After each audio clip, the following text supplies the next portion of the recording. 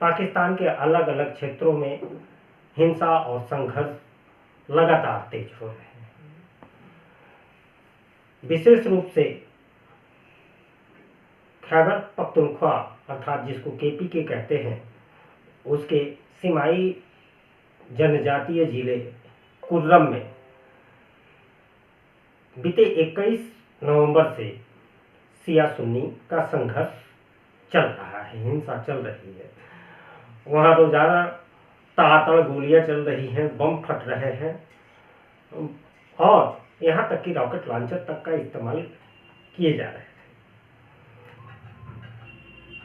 पाकिस्तान सरकार की माने तो वहाँ 150 लोगों की जानें गई हैं अब तक विभिन्न संघर्षों में, लेकिन अपुष्ट खबरों पर अगर हम गौर करें, जो टुकड़े टुकड़े में इधर उधर से आती हैं, वह लगभग 200 से यह आंकड़ा कहीं ज़्यादा बैठता है।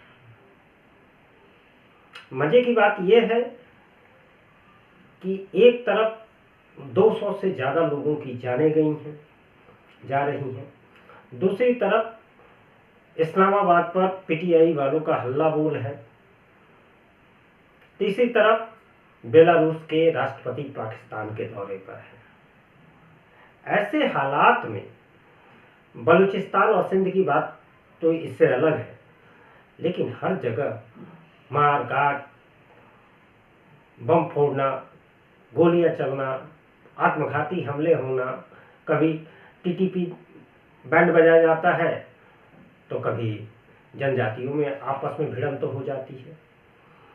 यह जो स्थितियां हैं, यह जो परिस्थितियां तैयार हुई हैं, यह बताती है कि पाकिस्तान अघोषित तौर पर अब गृह युद्ध के हवाले हो चुका है। सिविल वार वहां शुरू हो चुकी है। सिविल वार कहते किसको है? जब देश के नागरिक आपस में ही एक दूसरे के जान के प्यासे हो जाए तो यह सिविल वार है। सिविल वार के होने के कई कारण होते हैं। मजहबी आधार है, फाइनेंशियल क्राइसिस होती है, बैड गवर्नेंस की स्थिति है। ये सारी परिस्थितियां मिलके एक ऐसे हालात का सृजन करती हैं जहां सिविल वार शुरू हो जाता है। तो यह परिस्थितियां ऐसी ही बन पड़ी हैं जब पाकिस्तान में गृह युद्ध जैसे हालात तैयार हो चुके हैं और इसकी झलक दिखने लगी है। हालांकि आज जिस हिंसा के बारे में हम लोग बात कर रहे हैं वह रविवार तक था। मौजूदा हिंसा जो कुर्रम जिले में हुआ, पाराचीनार में, वह एक्चुअली इस हिंसा के पीछे जमीन का विवाद बताया जाता है। शिया सुन्नी का विवाद पाकिस्तान में कोई नया नहीं है। पाकिस्तान में शियाओं की आबादी तकरीबन 15% है। पाकिस्तान के दूसरे इलाकों में भी शिया है, लेकिन जो शिया सुन्नी विवाद अफगानिस्तान से लगे सीमाई इलाकों में होते हैं, वैसे हिंसक झड़प पाकिस्तान के अन्य हिस्सों में थोड़ी कम होते तो हर जगह है, लेकिन अन्य हिस्सों में शिया सुन्नी के बीच हिंसक झड़प, मारकाट वाली परिस्थितियां थोड़ी कम होती हैं बनिस्बत वो अफगानिस्तान वाले इलाकों के। अब ये जो संघर्ष हुआ था, इसके पीछे मुख्य रूप से मुद्दा जमीन का था। यहाँ मालिकहेल जनजाति शियाओं की है और सुन्नियों की जनजाति मडगी है। मडगी कलाय कहते हैं।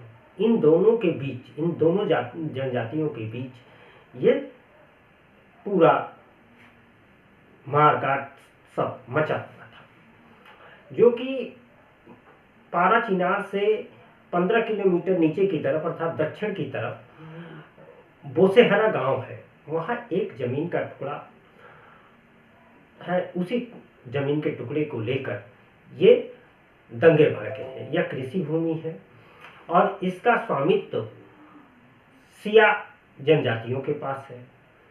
मगर खेती करने के लिए इसे सुन्नी जो मडगी कलाय जनजाति है उसने इसे पट्टे पर लिया था। अब मामला ये है कि ये पट्टा जो है वह पट्टे का समय खत्म हो गया है।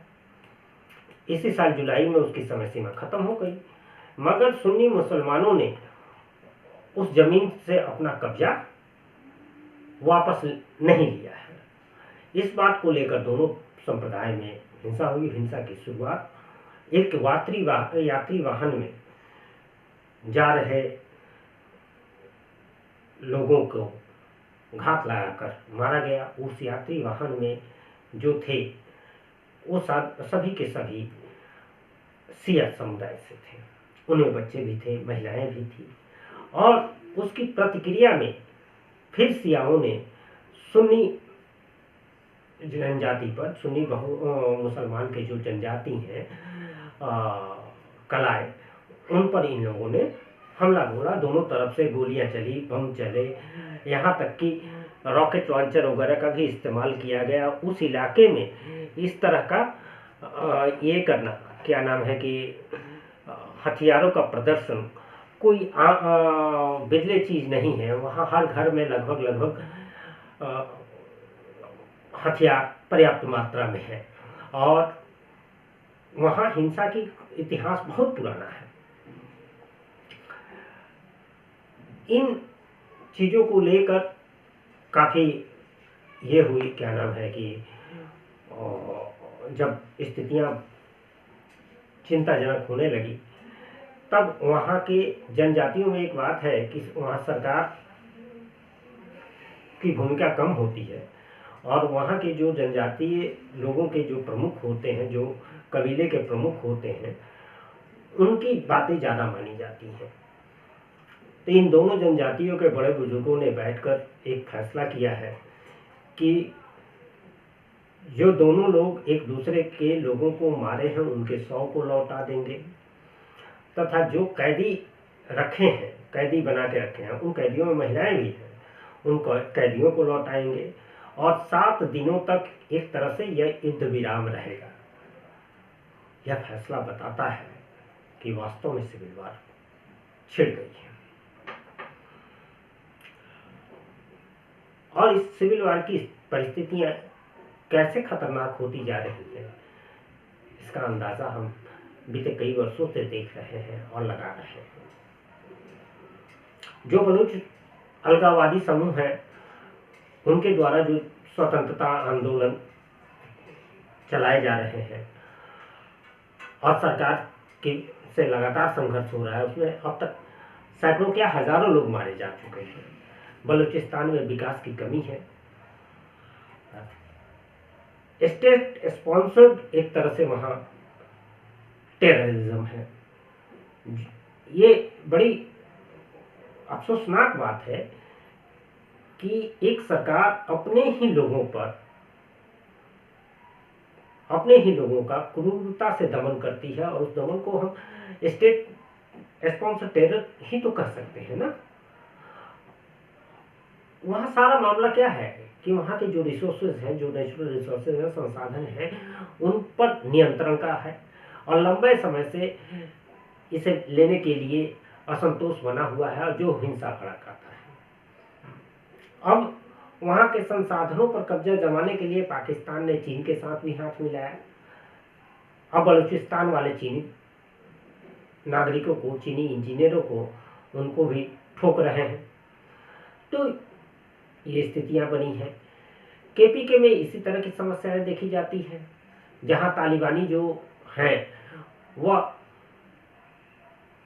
शरीयत के पक्षधर हैं और उसकी वजह से वहाँ जो गतिविधियां हैं वो तनावपूर्ण बने हुए। कई क्षेत्रों में सरकारी संस्थाओं का नियंत्रण या तो खत्म हो गया है या फिर बहुत कमजोर हो चुका है। और मैंने बताया है कि वहाँ घर घर हथियार होना कोई बड़ी बात नहीं है, कोई आश्चर्यजनक बात नहीं है। ऐसे में वहाँ सशस्त्र जो गुट है, जो समूह है, वो अच्छी तरह से फूले फले और उनका प्रभाव बढ़ गया है। जो इस्लामी चरमपंथी समूह है, उनके हमले और सेना पर, पाकिस्तान आर्मी पर अक्सर होते हैं। ये हमने बन्नू में भी देखा। बन्नू के बाद भी टीटीपी ने 2 हमले किए और 3 दर्जन से अधिक पाकिस्तान आर्मी के जवान मारे गए। अभी बस परिस्थितियां देखते जाइए। कुर्रम की हिंसा है, केपीके में तालिबान का है, उधर बलूचिस्तान में है, तो सिंध और सराइकी पंजाब, पंजाब का जो पिछड़ा हुआ इलाका है सराइकी पंजाब, वह भी हिंसा से कोई अछूता नहीं है। सिंध में भी विभिन्न जातीय और राजनीतिक गुटों के बीच गुत्थम गुत्था और आपसी संघर्ष की खबरें आती रहती हैं। कोई एक गुट दूसरे गुट के 5 लोगों को निपटा चुका है तो दूसरा गुट पहले गुट को वहाँ कभी AK-47 की तड़तड़ाहट में ले गए। इस तरह वहाँ भी ये हिंसा का दौर है। जिस शहर को पाकिस्तान का बिजनेस हब माना जाता था, कराची, वहाँ की स्थिति ये है कि वहाँ कानून और व्यवस्था की स्थिति एकदम लचर है। राजनीतिक अस्थिरता, बेरोजगारी, सामाजिक असमानता ने इन संघर्षों को तेज करने में एक तरह से आग में घी डाला है। सिंध के ग्रामीण इलाकों में विशेष रूप से जातीय और सांप्रदायिक हिंसा बढ़ी है। आपको बताते चले कि सिंध के ही कुछ ऐसे इलाके हैं जहां कुछ हिंदू, आज भी बचे खुचे जो हिंदू हैं वो हमेशा इनके अत्याचार का भोगते रहते हैं। तो पाकिस्तान के किसी भी इलाके में जाइए, वह हिंसा से अछूता नहीं है। सराइकी पंजाब की स्थिति तनावपूर्ण बनी हुई है।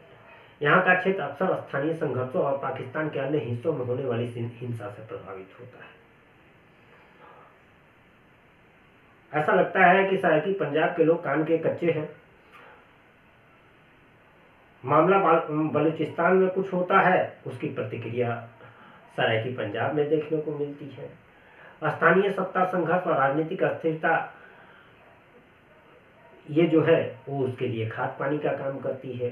कुल मिलाकर पाकिस्तान के कई हिस्सों में सिविल वार जैसे हालात पैदा हो गए हैं। मजहबी, जातीय, राजनीतिक आधार पर हो रही जो हिंसा है वह देश की एकता को अब बनाए रखने में कमजोर सा हो रही है।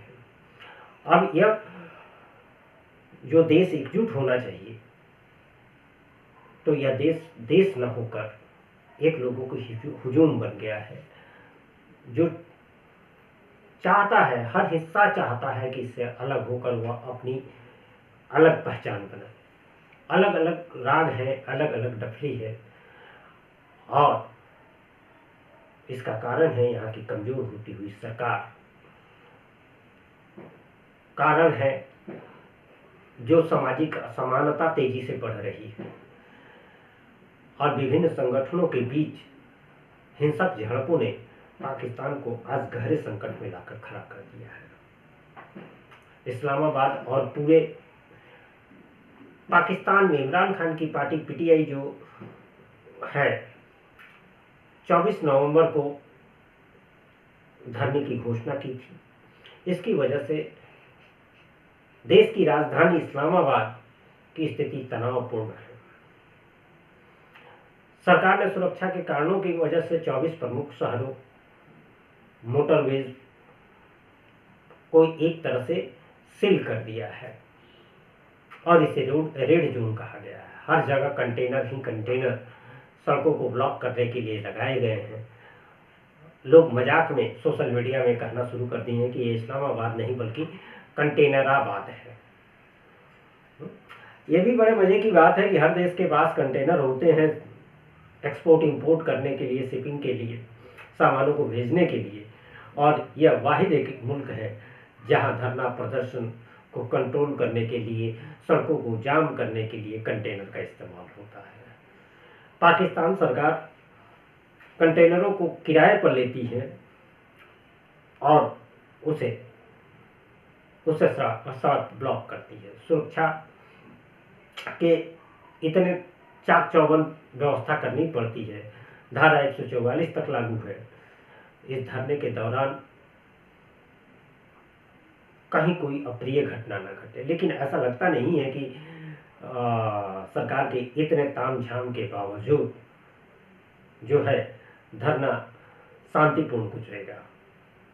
इसकी आशंका है कि यहाँ भी 2-4 लोग निपटेंगे, यहाँ भी गोलियां चलेंगी, यहाँ भी टीयर गैस चलेंगे, यहाँ भी लाठियां चलेंगी।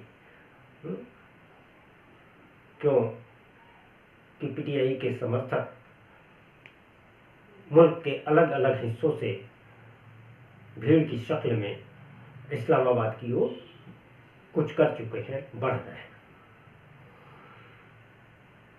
हालांकि इन भीड़ को नियंत्रित करने के लिए पाकिस्तान की सरकार और आर्मी एक नैरेटिव ये भी चला रही है। वह बताना चाहती है कि इमरान खान की पार्टी इतनी बुरी है, पीटीआई के समर्थक इतने बुरे हैं कि इनकी वजह से जो इन्होंने अनावश्यक धरना का कॉल किया है, इनकी वजह से 2 बिलियन रुपए, डॉलर नहीं कह रहा हूँ, पाकिस्तानी रुपए, 2 बिलियन रुपए पाकिस्तानी रुपए का सुरक्षा के चाक चौबंद व्यवस्था करने में सरकार को खर्च करने पड़े।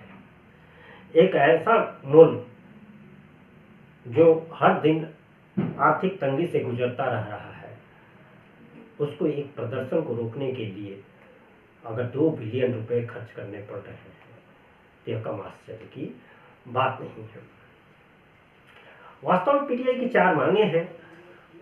उन मांगों में 26वां संशोधन जो संविधान का है उसको निरस्त करना है, क्योंकि उसकी वजह से पाकिस्तान आर्मी चीफ के कार्यकाल को बढ़ाया जा सकता है। लोकतंत्र की बहाली करना है, जनतंत्र के जनादेश की पुनर्स्थापना करना, अर्थात पीटीआई और इमरान खान को सत्ता मिले और इमरान खान को जेल से रिहा किया जाए। ये उनकी मुख्य 4 मांगे हैं। हालांकि इमरान खान ने इस विरोध को अंतिम बताया, लेकिन ऐसे अंतिम और फाइनल और सेमीफाइनल जैसे कई प्रदर्शन पहले भी हो चुके हैं और आगे भी होते रहेंगे। इसी बीच बेलारूस के राष्ट्रपति अलेक्जेंडर लुकाशेंको 3 दिवसीय पाकिस्तान दौरे पर सोमवार को आ चुके हैं। वास्तव में जब एसीओ की समिट हुई थी उस समय कई देशों में द्विपक्षीय वार्ता हुई और उन्हीं के बीच उस समय बेलारूस के प्रधानमंत्री जो हैं वो एसीओ में भाग लेने के लिए आए थे और तब जो बातचीत हुई उसी के आलोक में पाकिस्तानी प्रधानमंत्री वजीर आजम शहबाज शरीफ के आमंत्रण पर ये बेलारूस के राष्ट्रपति लुकाशेंको पाकिस्तान आए हैं। इनके साथ तकरीबन 70-80 लोगों की प्रतिनिधिमंडल भी आया है और दोनों देशों के बीच कई अहम समझौते होने हैं, एमओयू साइन होने हैं, जिनमें व्यापार, एग्रीकल्चर, इंडस्ट्री, साइंस और टेक्नोलॉजी के को मिलाकर एजुकेशन के मुद्दे पर आपसी सहयोग बढ़ाने पर सहमति बनाने की बात हो रही थी। अब जब बेलारूस के राष्ट्रपति सोमवार को पाकिस्तान पहुंचे होंगे और पाकिस्तान की हालात देखे होंगे, या पाकिस्तान के हालात से वो पहले से भी अवगत हैं ही, ऐसा नहीं है कि वो अवगत नहीं होंगे, क्या इसके बाद वो अपने आप को, अपने निवेश को अपने लोगों को लेकर पाकिस्तान में, क्या वे सुरक्षित महसूस करेंगे? और जब सुरक्षित महसूस नहीं करेंगे तो क्या वह पाकिस्तान के साथ द्विपक्षीय संबंधों को क्या नहीं उड़ान देंगे? इसके पहले हम लोगों ने देखा है कई देशों के साथ, कई देशों के राष्ट्र के प्रमुख या उसके महत्वपूर्ण मंत्री पाकिस्तान के दौरे पर आए, एमओयू साइन हुआ, इतने बिलियन के का निवेश आएगा, ये होगा वो होगा, लेकिन हुआ कुछ नहीं। तो शायद इसी तरह का दौरा बेलारूस का भी हो। हालांकि इस समय पाकिस्तान में राजनीतिक अस्थिरता है और इस अस्थिरता के बीच राष्ट्रपति लुकाशेंको की यात्रा को सफल बनाने के लिए पाकिस्तानी सरकार हर संभव कोशिश करेगी। लेकिन आवाम का क्या? पाकिस्तान के लगभग आधे इलाके में मोबाइल सर्विस ठप है, इंटरनेट ठप है, सड़कें बंद हैं, कोई इस्लामाबाद न जा सकता है न आ सकता है।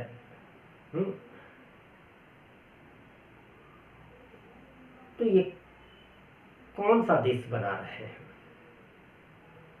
हालांकि एक बात है, अगर पाकिस्तान जैसा हमारा पड़ोसी मुल्क वास्तव में अगर पूरी तरह से सिविल वार के जद में आ गया तो हमारे लिए भी चुनौतियां बढ़ेंगी, क्योंकि कहा जाता है ना कि पड़ोस में आग लगे तो उसकी तपिश हमें भी जलाती है। तो हमें भी अब स्थितियां पाकिस्तान के विरुद्ध वाली बनने लगी हैं।